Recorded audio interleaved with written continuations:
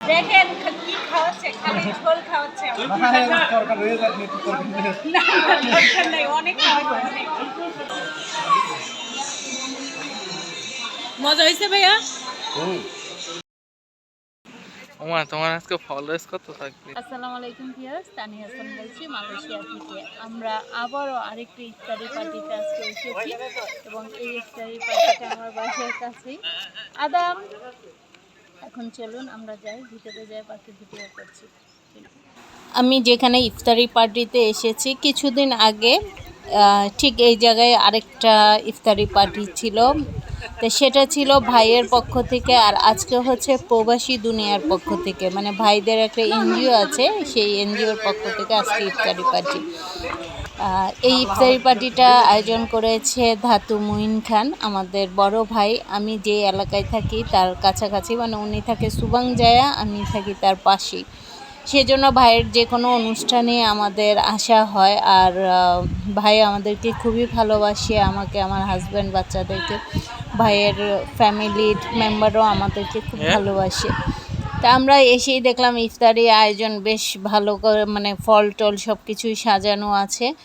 আর এখানে আছে মানে আমাদের মুহিন ভাইয়ের ওয়াইফ এবং তার মেজো ভাইয়ের ওয়াইফ, জাফর ভাই যাকে বলো, ওনার ওয়াইফ এবং আরেকজন আপু, মানে টুকটাক লোকজন এখন আসছে। আজকে অবশ্য আমি ইফতারি পার্টিতে একটু আগেই এসেছি, সব সময় আমি দেরি করে ফেলি, মানে এমন টাইমে ঢুকি দেখা যায় 2-4-5 মিনিট পরে ইফতারি থাকে, মানে সময় হয়ে যায় আর কি। আজকে একটু আগেই এসেছি, লোকজন আসবে মোটামুটি, অনেকে এসেছে, সবাই বসে কথা বলছে, আর মোটামুটি সবাই পরিচিত, একজন আরেকজনকে চিনে, তাই সবাই কথা বলছে আর বাচ্চারা খেলছে।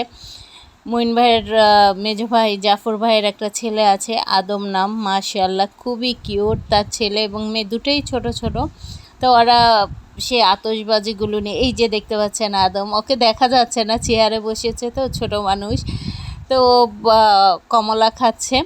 ওর কমলা খুবই পছন্দ, মানে মালটা যেটাকে আমরা বলি, মালটাটা ওর খুব পছন্দ। আর আমাদের ইফতারি প্লেটগুলো রেডি হয়ে গেছে, এখানে আছে তরমুজ, আছে মালটা, এটা আমাদের পাশা ভাইয়ের মেয়ে, মাশাআল্লাহ খুবই কিউট। বাচ্চারা আসলে সত্যি দেখতে অনেক সুন্দর হয়, কিউট হয়, আপনারা সবাই মাশাআল্লাহ বলবেন। এটা হচ্ছে লাবণী। তা আমরা এখানে অনেক গল্প করছি, হাসাহাসি করছি। আর এই হচ্ছে আমাদের মঈন ভাই, উনি বলছে এই যে আমি খাবার দিচ্ছি, আমি সবাইকে আপ্যায়ন করছি, সেগুলো বলছে। খুবই ভালো লাগছিল, হাসাহাসি করছিলাম। ইফতারি খাওয়া শেষ, এখন আমরা খাবার খাবো। আর মালয়েশিয়ার সিস্টেম হচ্ছে ফল খেয়েই সাথে সাথে খাবার খায়, সেজন্য মালয়েশিয়ায় যারা ইফতারি পার্টি দিয়ে থাকে এভাবে দিয়ে থাকে। আর মুইন ভাই এখন বলছে এই যে দেখো আমি সবাইকে আপ্যায়ন করে খাওয়াচ্ছি, এটা ভিডিওতে থাক। মুইন ভাইয়ের সাথে আমাদের মানে কি বলবো, বড় ভাই ছোট বোনের যে সম্পর্কটা ঠিক সেরকমই।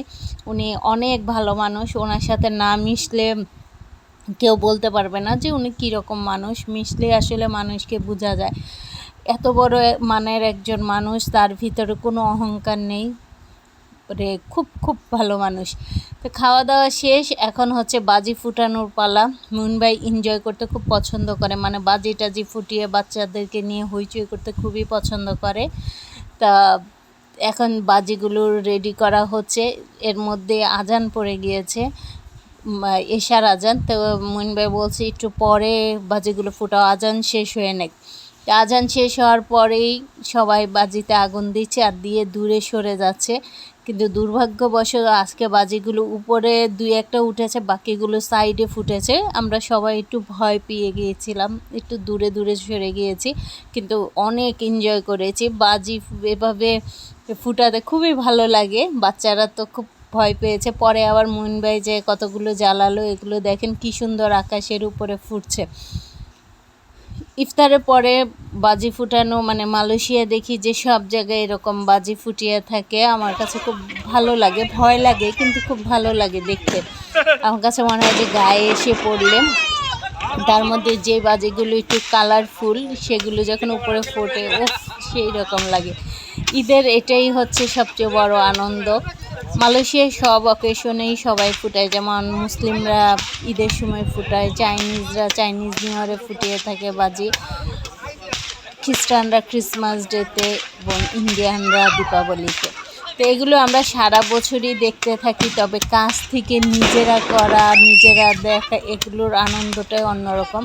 আলহামদুলিল্লাহ এইবার আমি 2 দিনই পেরেছি, মানে 2 দিন মইন ভাইয়ের ওখানে দাওয়াতে গিয়েছিলাম, 2 দিনে এরকম বাজি ফুটিয়েছে। তবে আজকেরটা বেশি ভালো লেগেছে, প্রথম দিনের চেয়ে আজকে বেশি আর কি বাজি ফুটানো হয়েছে।